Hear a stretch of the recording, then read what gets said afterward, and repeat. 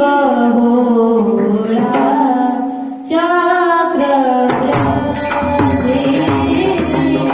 शिव भोळा चक्रवर्ती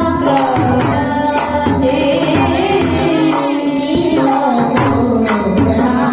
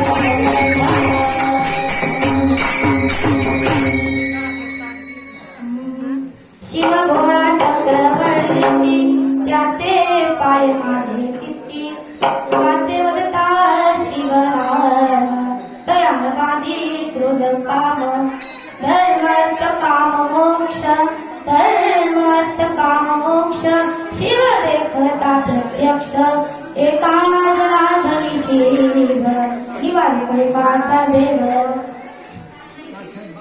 महायोग पीठे तटे वरन्यं वरं पुंडरीकाय दातु मुनीन्द्रे समागत्यदिष्टं तमानन्दकन्दं परब्रह्मलिङ्गं भजे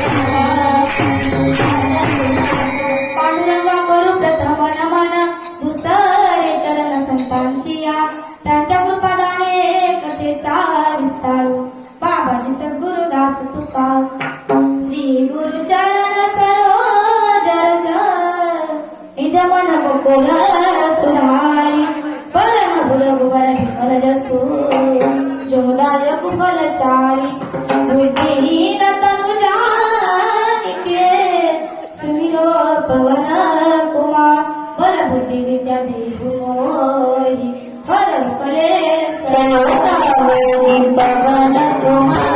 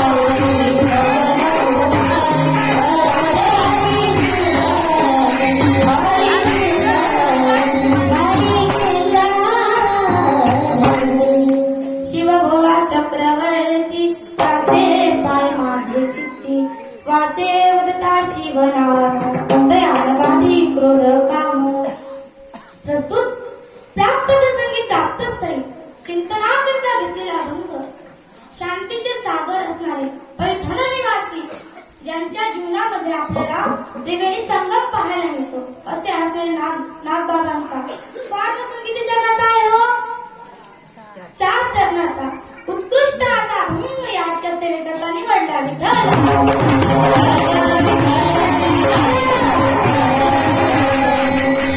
अल्पसा हा परिहार द्यायचा तो म्हणजे असा की जगात चालक ब्रह्मांड नायक भगवंताच्या कृपेने आपल्या गावामध्ये चाललेला हा अखंड हरिनाम यज्ञ आणि या अखंड हरिनाम यज्ञामध्ये मला 6व्या दिवसाची कीर्तन सेवा प्राप्त झाली ही कोणामुळे प्राप्त झाली असेल तर माझे गुरुवर्य साध्वी सोनाली दिदी करपे यांच्यामुळे मला ही सेवा प्राप्त झाली हे मी माझं परम भाग्य समजते व सेवेला सुरुवात करते विठ्ठल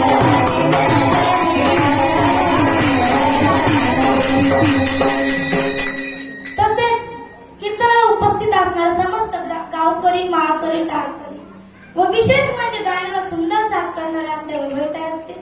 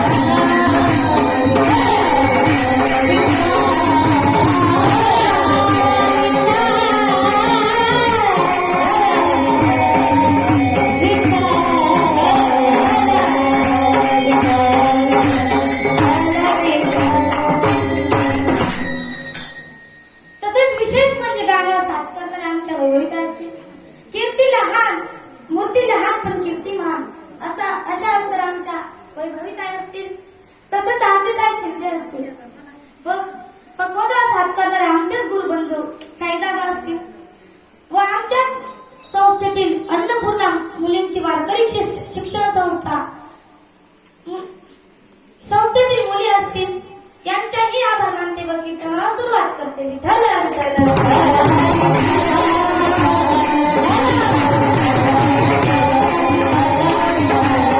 आपण कोणाचा आहे ओ महिला मंडळ कोणाचा आहे नागबाबांचा आहे आपण अगोदर सरळ अभंगाचा अर्थ पाहू महाराज पहिल्या त्यांना सांगतात शिवभोळा चक्रवर्ती त्याचे पाय माझे चित्ती शिवजी हे इतके भोळे की भोळ्यांचे चक्रवर्ती राहते आणि त्यांचे कमरूपी चरण हे माझ्या चित्तात राहते हे नाथ महाराज सांगतात दुसऱ्या चरणात काय सांगतात वाचे वदता शिवनाम तयान वाधी शोध काम आपण त्या शिवजींचं वाचेनं नाव घेतलं तर काम क्रोध हे जे विकार आहेत ते नष्ट होतात तिसऱ्या चरणात महाराज सांगतात धर्म अर्थ काम मोक्ष शिव देखता प्रत्यक्ष आपण वाचेनं शिवजींचं नाव घेतलं तर शिवजी आपल्याला प्रत्यक्ष दर्शन देतात आणि दर्शन दिल्यामुळे काय होतं तर धर्म अर्थ काम मोक्ष हे जे पुरुषार्थ आहेत ते सहज प्राप्त होतात शेवटच्या चरणात महाराज सांगतात एका जनार्दनी शिव निवारी कैकाळाचा देव शिवजी आपल्या जन्म मरण रूपी काळाला सहजरित्या निवारण करतात हे झालं हा झाला अभंगाचा सरळ अर्थ विठ्ठल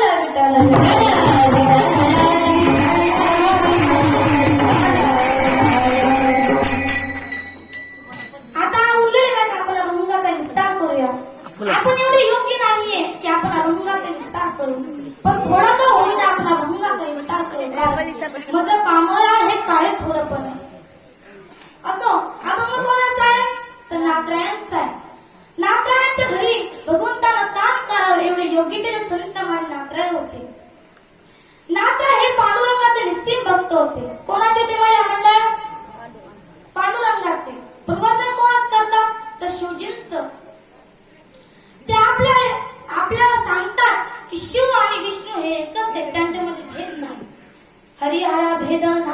नका करू वादळ.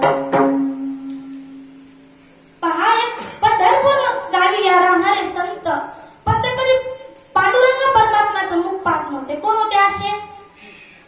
तर नरहरी सोनार. ते पंढरपूर मध्ये राहायचे, परंतु त्या मंदिराचा कळस देखील बघणं त्यांना आवडत नसे. इतका तिरस्कार करायचे ते त्या भगवंताचा. एक वेळेस एका सावकारानं भगवंताला नमस्कार केला की मला जर मुलगा झाला तर मी तुला सोन्याचा कडदोर वाढेल. कडदोर म्हणजे काय? तर कडदोर मध्ये चमरेला घातलेली साखळी. कडदोर वाढेल म्हटला तो. पुढे त्या सावकाराला मुलगा झाला. मुलगा झाल्यानंतर तो सावकार नवस फेडण्याकरता कुठे आला? मला म्हणलं बोलत चला, ते तर बोलण्यासाठी असतं. कुठे आला? पंढरपूर या गावाला. कडदोर तयार करण्यासाठी सोनारामकडे गेला. नरहरी सोनारामकडे गेला. म्हटला सोनार काका, मला भगवंताला सोन्याचा कडदोर व्हायचा आहे. कडदोर बनवून द्या. कडदोर बनवून द्या म्हटल्यानंतर सोनार म्हटले तुम्ही ज्या भगवंताला कडदोर असं करा म्हणताय, मी त्या भगवंताचं मुख पाहत नाही. तुम्ही जा आणि माप घेऊन या. गेला सावकार, माप घेऊन आला. सुंदर असा कडदोर तयार झाला. त्या सावकारानं भगवंताची पूजा अर्चना करून तो कडदोर भगवंताला घातला. भगवंताला घातल्यानंतर तो कडदोर झाला भगवंताला आखूड झाला. पुन्हा तो सावकार सोनारांकडे गेला. म्हटला सोनार काका, तुम्ही कडदोर सुंदर बनवला, परंतु तो भगवंताला आखूड झाला. वाढवून द्या. वाढवून द्या म्हटल्यानंतर सोनार काकांनी कडदोर वाढवून दिला. पुन्हा तो कडदोर भगवंताला घातला तर पुन्हा कमरेतून गळायला लागला. पुन्हा तो सावकार सोनारांकडे गेला, कमी करून आणला, पण पुन्हा तो भगवंताला येईना. त्या सावकाराला कंटाळा आला. तो सोनारांना म्हटला सोनार काका, आता तुम्हीच चला माप घ्या. मला काही माप घ्यायला जमेना. माप घ्यायला चला म्हटल्यानंतर नरहरी सोनार म्हटले आमची परंपरा मोडू नये म्हणून मी डोळ्यात पट्टी बांधून येतो. गेले सोनार आणि सावकार गाभाऱ्यात प्रवेश केला. भगवंताच्या मूर्तीला हात लावला तर काय जटाधारी रूप, रुद्राक्षाच्या रुंद माळा, मस्तकावरती चंद्र, एका हातात डमरू, एका हातात त्रिशूळ, असं रूप त्यांना भासलं. ते म्हणाले अरे पट्टी खोला. हात माझा शिव आहे. शिव म्हटले पट्टी खोलली तर पाहतात काय सुंदर ते ध्यान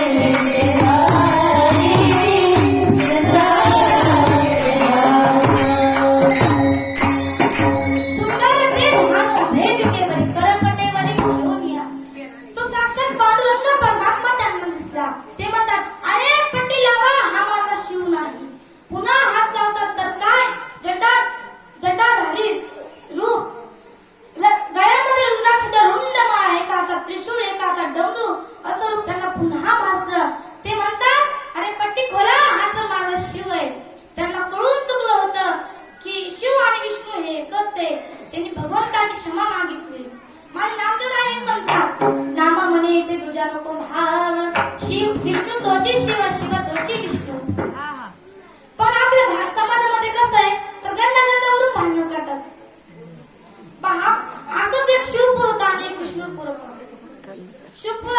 शिवपुरात आणि विष्णुपुरात. विष्णुपुरातील लोक शिवाचं नाव घेत नव्हते. कपडे शिवा असं देखील म्हणत नव्हते. शिवा म्हटल्यानंतर शिवजींचं नाव मुखाला येतं म्हणून ते शिवा देखील म्हणत नव्हते. तर काय म्हणायचे? कपड्याला दोरा लावा. म्हणजे ते भगवान शंकराचा तिरस्कार करायचे. पण एक असा आला की शिवपुरातली मुलगी विष्णुपुरात गेली. शिवपुरातली मुलगी कुठे दिली हो? विष्णुपुरात दिली. विष्णुपुरात दिली. सकाळी ती उठली व सारून घ्यायला लागली. मला म्हणलं तुमच्याकडे कसं सारवता? आडवं खूप हो.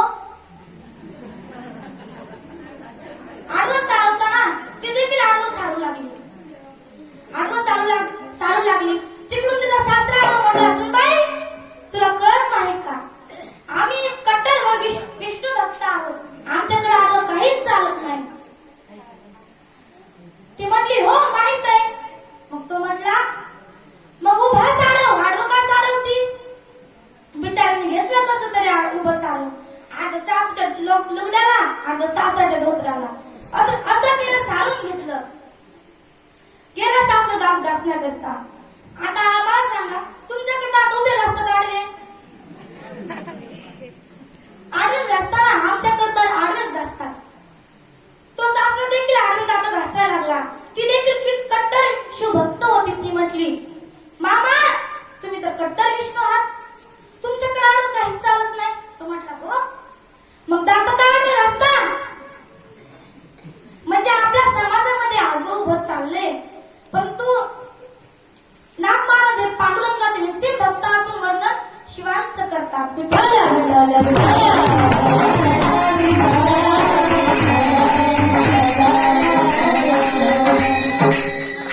नाथ महाराज सांगतात की शिव आणि विष्णू हे एकच आहे. नाम म्हणे शिव विष्णू हे करू करताराय उपवतार म्हणून कधी भक्तीमध्ये भेद करू नका. आता नाथराय हे शिवजींना भोळा ही उपाधी देतात. देतात की नाही? तर देतात. नुसते भोळेच नाही तर भोळ्यांचे चक्रवर्ती राजे म्हणतात. आता भोळा कोणाला म्हणावं? ज्याला काही कळत नाही त्याला भोळा म्हणावं. पण माझे शिवजी असे भोळे नाही तर कसे? तर भक्तांसाठी भोळे. पण आजकालचे भोळे कसे? तर पहा आजच एक उदाहरण आहे. खूप सुंदर उदाहरण आहे. एका गावात एक भोळे पती पत्नी राहत होते.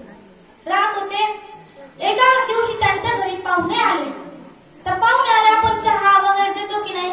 तर देतो. ती देखील चहा करण्याकरता स्वयंपाकघरात गेली. स्वयंपाकघरात गेल्यानंतर तिने पाहिलं की चहा करण्यासाठी साखरच नव्हती. ती तिच्या पतीला म्हटली अहो जा आणि साखर घेऊन या. तो म्हटला अगं तुला माहित नाही का मी किती भोळा आहे? मी जर हरवलं तर? ती म्हटली मी एक काम करते.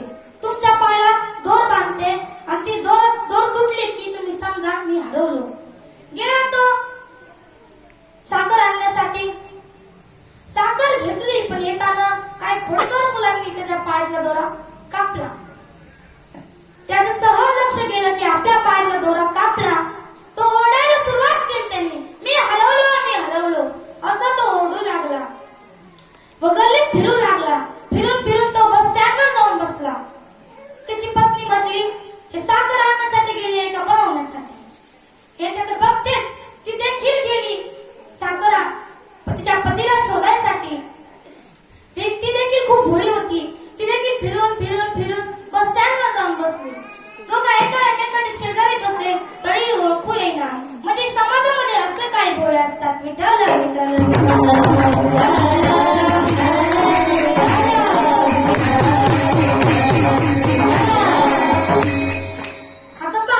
भोळा मुलगा होता. त्याच्या आईनं त्याला 50चे वांगे 50चे कांदे आणण्यास सांगितले. कांदे आणण्यास सांगितले. तो खूप भोळा होता.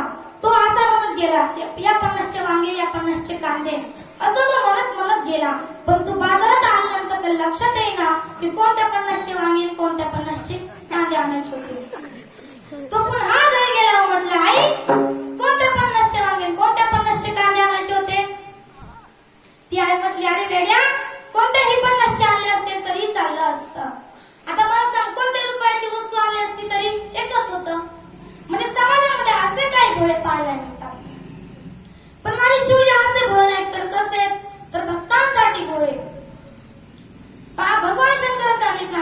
ऐनेस, गंगाधर, शूल, पाणी असे अनेक नावे आहेत, पण त्यांचं वैशिष्ट्यपूर्ण नाव म्हणजे आशुतोष भगवान.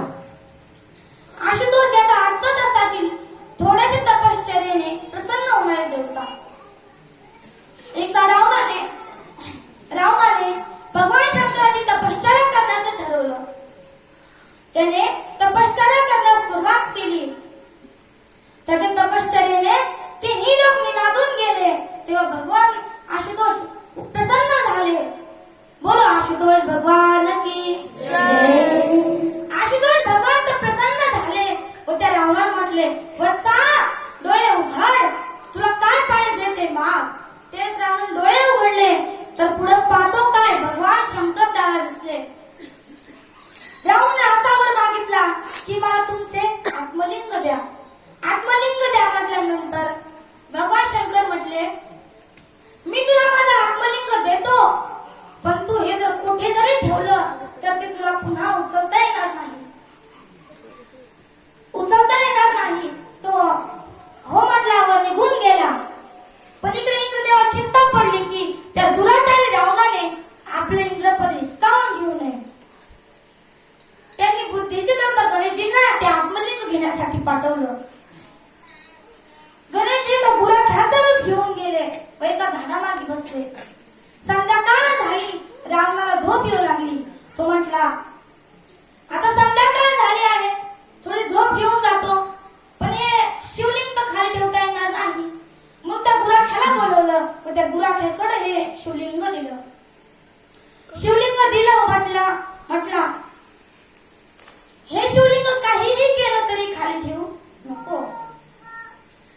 रावण गाढ झोपीत गेला.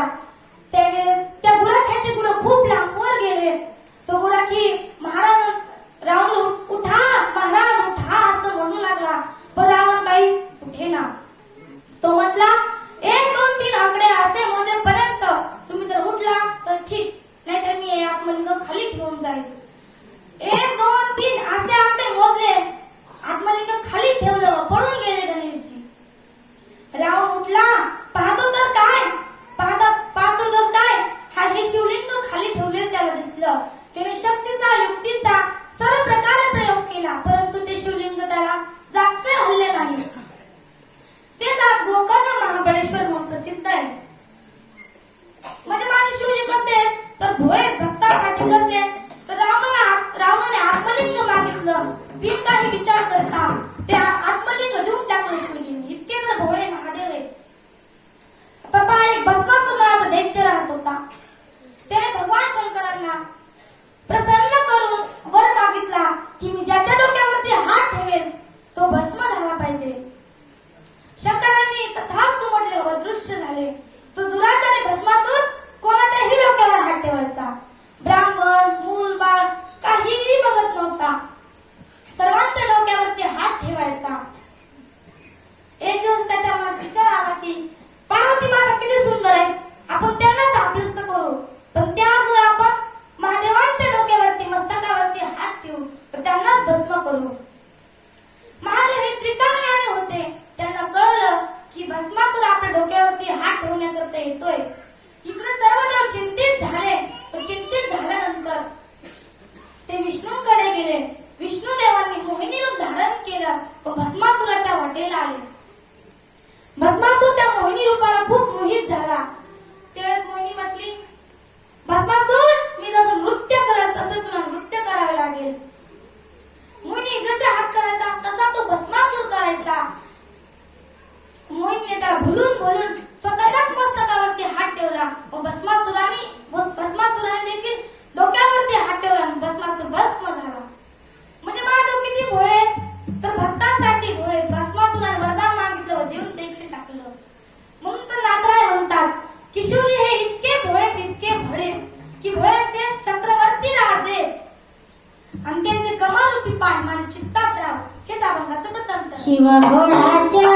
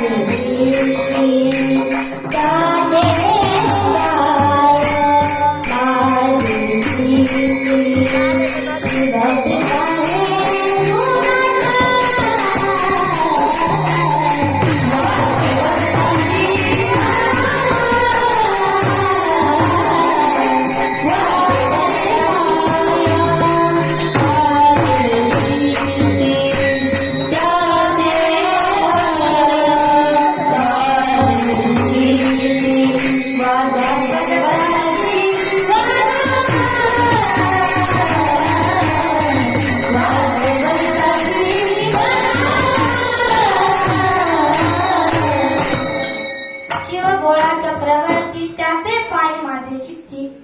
पहा, असंच एकदा मी जाण्याला कीर्तनाला गेले. तेथे मी हाच अभंग घेतला. पहिलं चरण झालं. मी म्हणू लागले, शिवा भोळा चक्रवर्ती त्याचे पाय माझे चित्ती, वाचे वदता शिवना. तिथले गाणं जरा वयस्करच होते.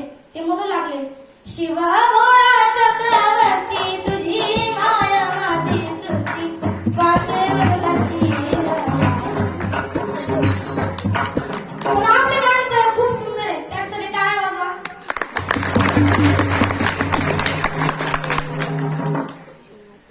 माझा रामराया म्हणतात की शिवले हे इतके भोळे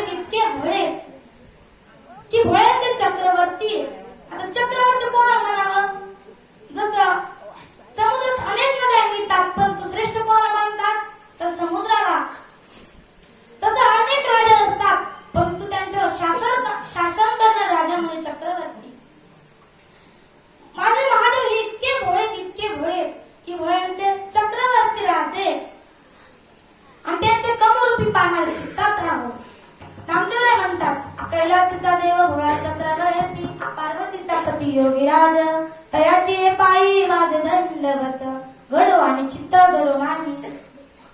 म्हणून या भोळ्या महादेवाचे चरण माझ्या चित्तात राहो. आता शिवनाम हे इतकं कल्याणकारक आहे की नामदेवराय वर्णन करतात, शिव शब्द ऐसा कल्याणदायक, जाणती भाविक साधू जना. शिवनाम हे इतकं कल्याणकारक आहे की आपण ते वाचन जर नकळत जरी घेतलं तर काय होतं? तर हेच आम्हाला अभंगाच्या दुसऱ्या चरणात सांगतात. वाचे वदता शिवा, वाचे वदता शिवा,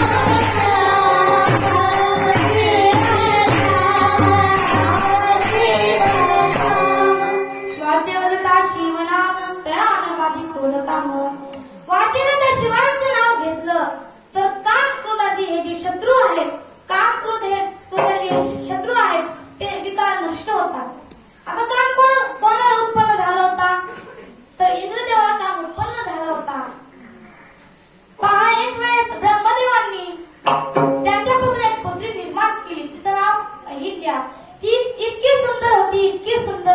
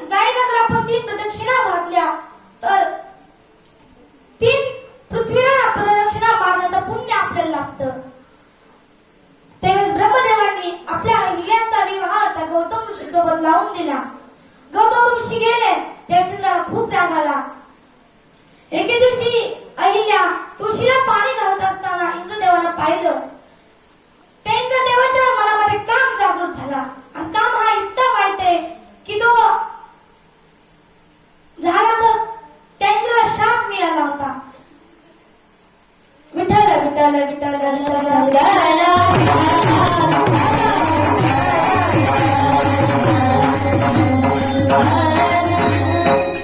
एक दिवस इंद्राने विचार केला की गौतम ऋषींना नदीवर स्नानाला पाठवायचे व आपण अहिल्याचा उपभोग घ्यायचा. इंद्रदेवाने चंद्राला कोंबडा बनवलं व बांग द्यायला सांगितली. त्या चंद्राने 2 वाजताच बांग दिली. गौतम ऋषी स्नानासाठी गेले. गंगेवर गेले. गंगेत पाय टाकणार तेवढ्यात गंगा माता बोलल्या, ऋषी ही आता तुमची वेळ नाही स्नानाची. स्नानाची वेळ झाली नाही. गौतम ऋषी पुन्हा घरी परत आले. त्यावेळेस त्यांनी पाहिलं की आपल्या पत्नीसोबत दुसरा कोणतरी पुरुष बसलाय. त्यावेळेस गौतम ऋषींनी श्राप दिला, अहिल्या मातेला श्राप दिला की तू शिळा होऊन पडशील. व इंद्राला श्राप दिला की इंद्रा तू इतका सुंदर आहेस पण तुला भगा पडतील आणि इंद्र भगा पडले चंद्र झाला काळा. इंद्र भगा पडले चंद्र झाला काळा. इंद्र भगा पडले चंद्र झाला काळा. इंद्र भगा पडले चंद्र झाला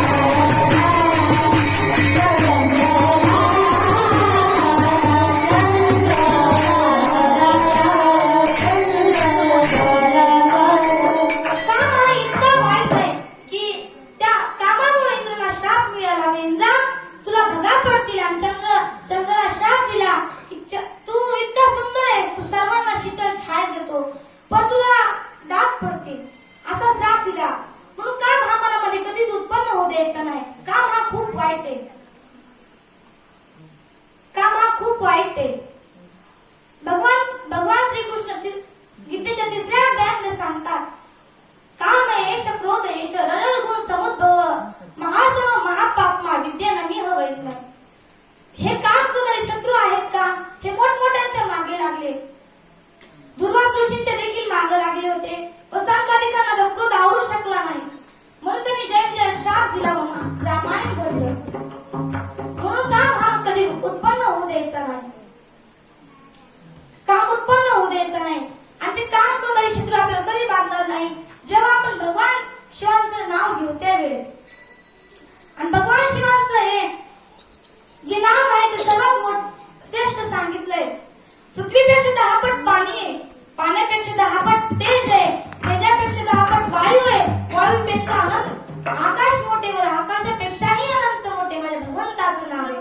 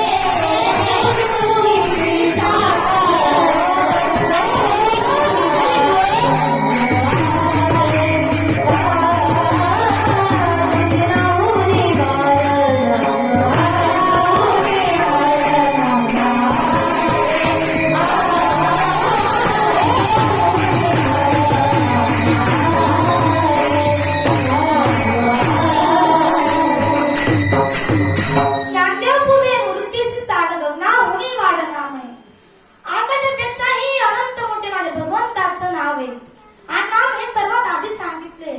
सकळ मंगळी दिसती विठ्ठलाचे नामाधी. नाम हे सर्वात आधी सांगितले. नाम हे खूप श्रेष्ठ आहे. ते जर आपण वाचीनं घेतलं तर काम हे जे विकार आहेत ते नष्ट होतात. म्हणून तर महाराज म्हणतात वाचेवरता शिव नाम दयानवादी कृत काम.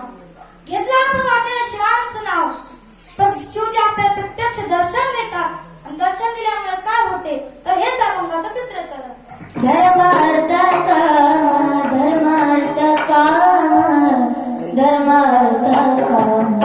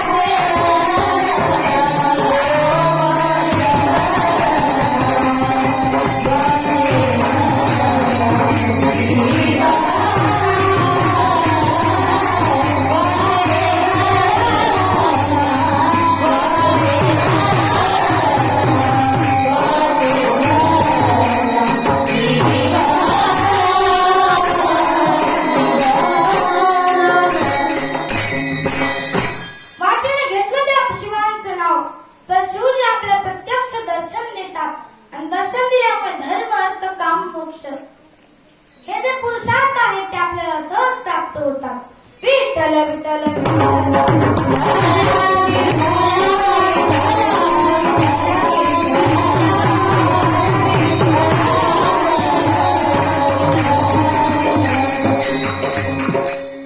आता धर्म म्हणजे काय तुम्हाला प्रश्न पडलाच असेल. धर्म म्हणजे काय तर धर्म म्हणजे कर्तव्य. धर्म म्हणजे शास्त्र. शास्त्राला अनुसरून वागणे म्हणजे धर्म होय. आता धर्म कोणी पाळला होता हो? तुम्ही आम्ही पाळला होता का तर नाही. छत्रपती संभाजी महाराज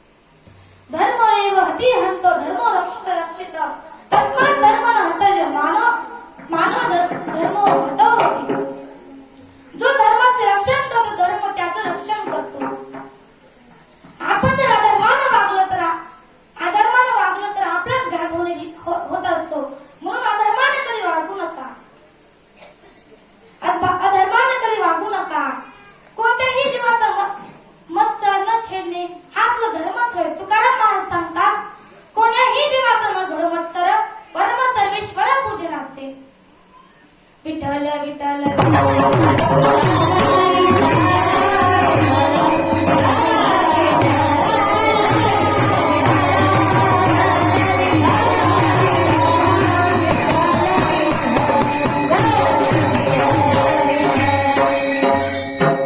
सर्वांनी हात उंच घ्या. या सर्वांनी हात उंच घ्या. या हात उंच घेताना चिकन गुन्ह्यावर म्हणून सर्वांनी हात उंच घ्या. विठोबा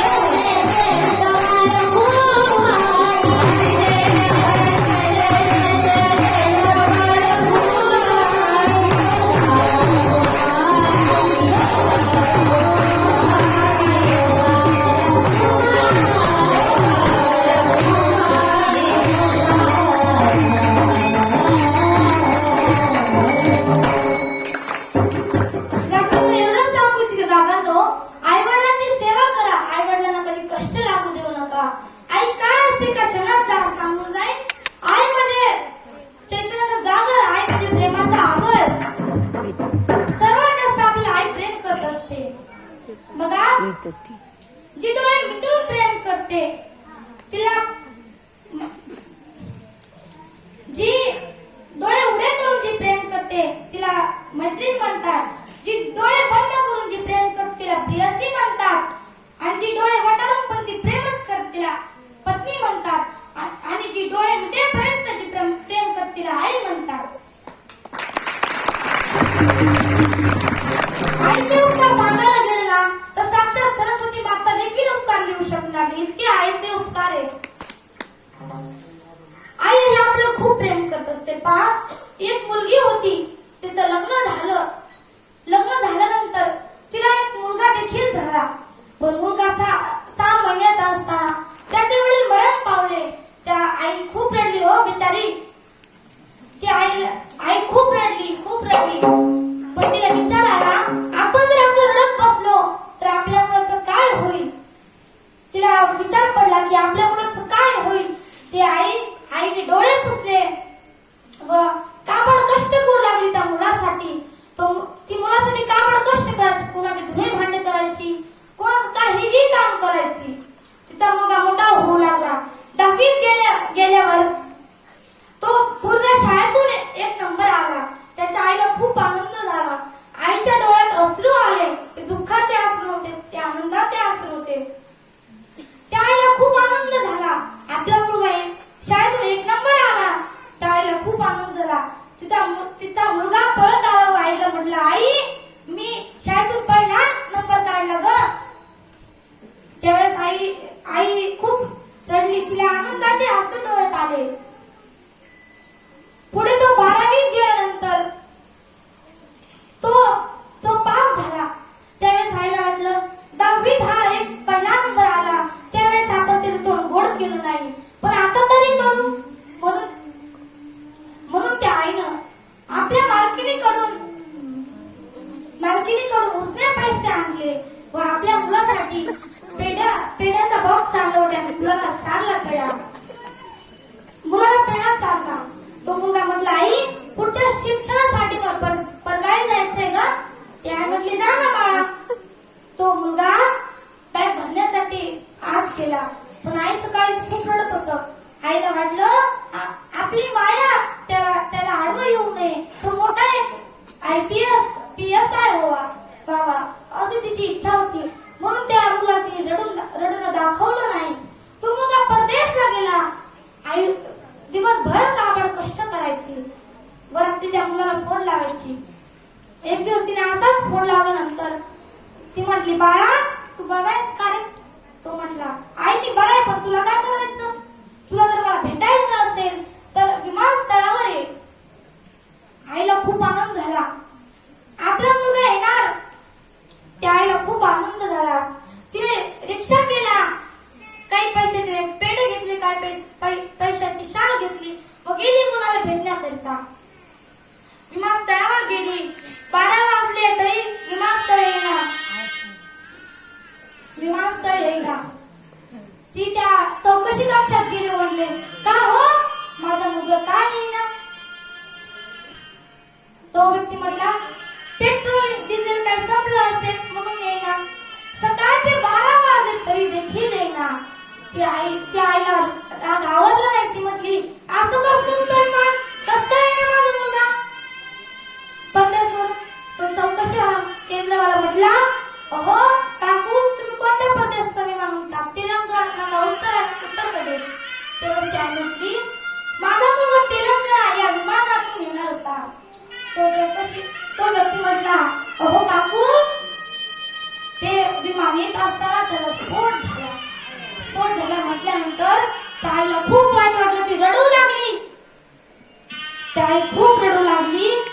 तिला अटॅक आला, पण दवाखान्यात कुणी नेईना. त्या आईनं प्राण सोडला हो त्या आईनं.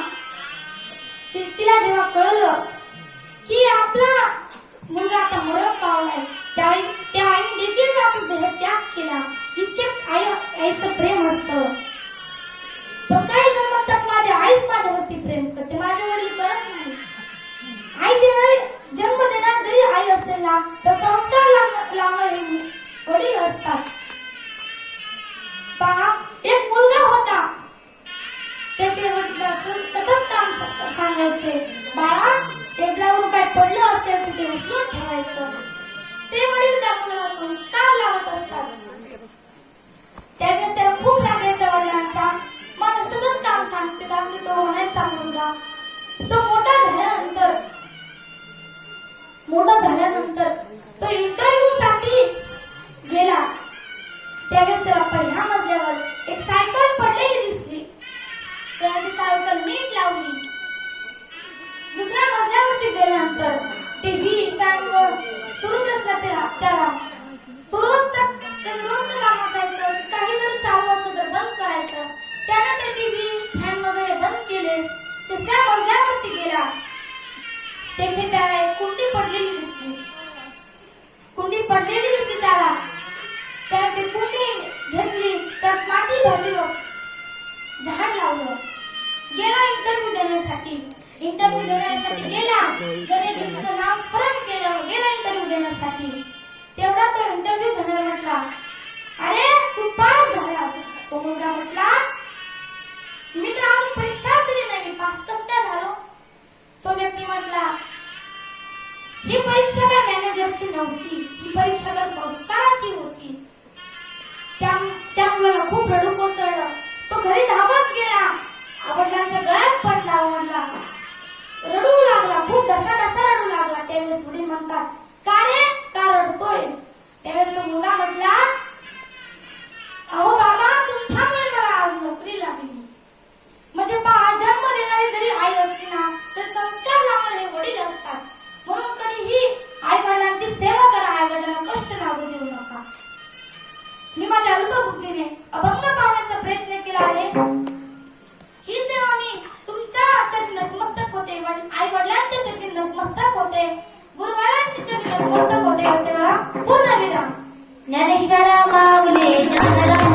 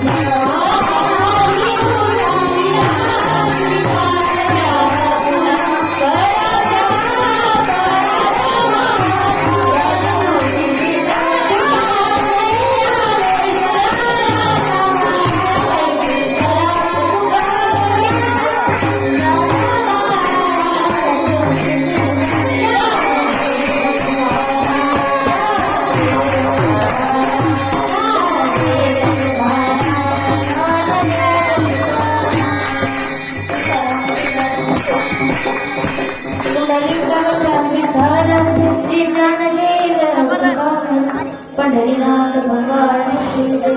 बाकी